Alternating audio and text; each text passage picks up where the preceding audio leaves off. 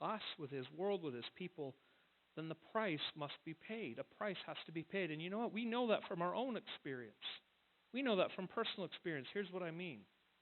I want you to imagine that you loan me some money. I'm not asking, by the way, but just imagine for a minute. You loan me a large sum of money, and I convince you that I need this for something great. I'm going to do great things with this, and then you write me the check, and you say, you can pay me back later. And I go and I squander that money.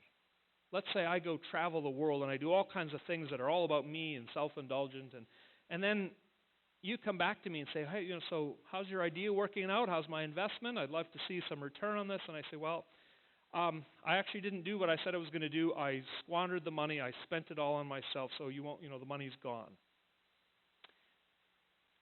You've got three options, really, that I can see. Number one, you're going to walk away from me and never talk to me again because I've broken the relationship that badly. You're going to turn around and you're going to leave, and you might be justified in doing that.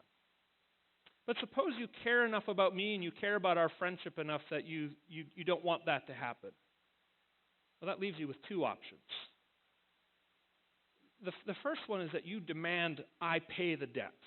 You're going to say to me, if you ever want to have a friendship, if we want to have a relationship again, I can't just pretend there's not this big elephant in the room. I can't just pretend that there's no debt that you owe. And so I could say to you, well, if I have the money, I'd say, well, you know what? You're right. I need to repay this. I'll pay you back. I'll pay you so much each month until the debt is gone. And if I'm doing that, and if I'm able to do that, then we might be able to have a friendship again and a relationship again. It could be restored. But suppose I have no money. I'm broke. The only way that you and I are going to have a friendship is if you absorb that cost. To have that relationship again is going to require that you, in effect, say to me, then, if you can't pay it, then I will absorb the debt.